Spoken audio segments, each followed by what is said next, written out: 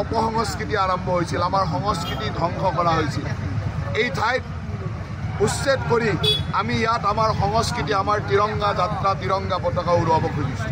আজি ইয়ালৈ আহি এই বাৰ্তাই দিছোঁ যে য'ত অসমৰ যি ঠাইত এনেকুৱা অপসংস্কৃতি, আমাৰ সংস্কৃতিৰ বিৰুদ্ধ কাম, আমাক আগ্ৰাসন কৰাৰ কাম আৰম্ভ হৈছিল, সেইবিলাক হিমন্ত বিশ্ব শৰ্মা ডাঙৰীয়াৰ নেতৃত্বত নোহোৱা কৰি পেলোৱা হ'ব। সেইবিলাক উচ্ছেদ কৰি ইয়াৰ পৰা নিক্ষাত কৰা হ'ব আৰু আমি ইয়াতে আমাৰ তিৰংগা, আমাৰ উচ্চ শিৰ ইয়াত উজ্বলাই ৰাখিম। এই স্থানত এতিয়া কি আমাৰ লক্ষ্য আছে যে এই অঞ্চলৰ যুৱক যুৱতীৰ সংস্থাপনৰ দিশটো লক্ষ্য ৰাখি আমি ইয়াত উদ্যোগ স্থাপনৰ পৰিকল্পনা ৰাখিছোঁ।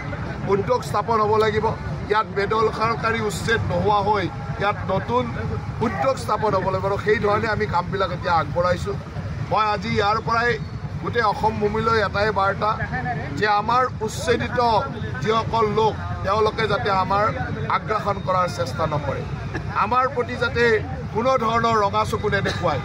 আমি আমাৰ চৰকাৰৰ নেতৃত্বত এনেকুৱা উচ্ছেদ চলি থাকিব। এই উচ্ছেদৰ সমৰ্থনত যোনেই মানে বিৰোধিতা কৰি যোনেই যি মাত নামাতক কিয়, আজি কংগ্ৰেছ দলে গৌৰৱ গগৈয়ে ইয়াৰ বিৰোধিতা কৰিছে। লুৰিণ গগৈৰ দৰে জাতীয়তাবাদী পালিত ব্যক্তি গৈ এতিয়া ৰাহুল গান্ধীৰ ভৰিত পৰিছে যে উচ্ছেদ বন্ধ কৰিব লাগে। এই আগ্ৰাসনকাৰীক, বেদখলকাৰীক সুৰক্ষা দিয়াৰ কাৰণে আজি সেইসকল লোকো উঠি পৰি লাগিছে। অখিল গগৈতো কথা ক'বই নালাগে। গতিকে এইসকল লোকে বাৰ্তা পাওক যে অসমৰ ৰাইজ জাগিছে, অসমৰ ৰাইজে এই উচ্ছেদ বিচাৰিছে আৰু অসমৰ ভৱিষ্যতৰ স্বাৰ্থত এই উচ্ছেদ চলি থাকিব, চলাই থাকিব লাগিব। নলবাৰী জিলাত যিসমূহ ঠাইত বনভূমি হওক, ভিজিআৰ পিজিআৰ লেণ্ড হওক, য'ত এনেকুৱা ধৰণৰ আগ্ৰাসনকাৰী দখল আছে তাৰ উচ্ছেদ চলিব। খিলঞ্জীয়া মানুহৰ ভূমি আমি সুৰক্ষা দিম, খিলঞ্জীয়া মানুহক ভূমিৰ সুৰক্ষা দি ভূমিৰ পট্টা দি তেওঁলোকৰ অধিকাৰ দিয়া হ'ব আৰু যিসকল আগ্ৰাসনকাৰী বেদখলকাৰী আছে তেওঁলোকক উচ্ছেদ কৰা হ'ব।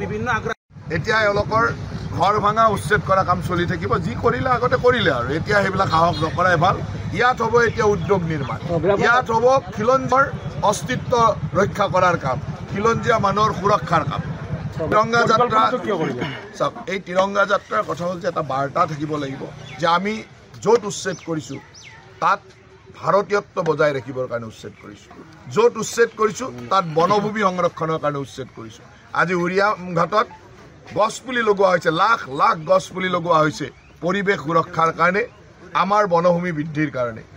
এই বাকৰিকুচিত উদ্যোগ হ'ব, এই বাকৰিকুচিত কোনো ধৰণৰ বেদখলকাৰী থাকিব নোৱাৰিব। এই বেদখলৰ বিৰুদ্ধে আমাৰ যি কাম, এই কামৰ এক বাৰ্তা দিবৰ কাৰণে এই বাকৰিকুচিলৈ আমি আহিছোঁ। আজি নলবাৰীবাসী ৰাইজ হিলদল ভাঙি ওলাই আহিছে, বাকৰিকুচিৰ পৰা বাৰ্তা দিব যে নলবাৰীত অকল নহয় গোটেই অসমতে কোনো বেদখলকাৰী আগ্ৰাসনকাৰীৰ কোনো ৰাজত্ব নচলিব। আগ্ৰাসনকাৰীৰ বিৰুদ্ধে অসমবাসী জাগিছে আৰু জাগিব। আমি যিসকলক আগ্ৰাসনকাৰী মিয়া বুলি কওঁ তেওঁলোকে নগাবিলাকক মাতি আনিবৰ কাৰণে চেষ্টা কৰিছিল, কিন্তু নগা মানুহেও অসমীয়াৰে বন্ধু, নগাটো আমাৰ জনজাতীয় বন্ধু। গতিকে তেওঁলোকে বুজি পালে তেওঁলোকক যে ব্যৱহাৰ কৰিবৰ কাৰণে সেই মিয়া লোকসকলে ব্যৱহাৰ কৰিছিল, তেওঁলোকক আগত থৈ সেই মাটি দখলৰ পৰিকল্পনা তেওঁলোকে আৰু কৰিছিল। যেতিয়া আমাৰ মুখ্যমন্ত্ৰী ডাঙৰীয়াই নগালেণ্ডৰ মুখ্যমন্ত্ৰীৰ লগত কথা পাতিলে আৰু যি আচল বাস্তৱ কথা বুজি যোৱাৰ পিছত কোনো নগা মানুহে তেওঁলোকক সহায় কৰা নাই। তাৰ কাৰণে মই নগা ভাই বন্ধুসকলকো ধন্যবাদ দিছোঁ, তেওঁলোকে প্ৰকৃত কথা বুজি পাইছে। কিন্তু আমাৰ সেই অঞ্চলত থকা যিসকল আগ্ৰাসনকাৰী আছিল তেওঁলোকে নগাসকলক বা আমাৰ ভাই জাতিগত বন্ধু জনজাতীয় নগা বন্ধুক তাক ব্যৱহাৰ কৰিব বিচাৰিছে।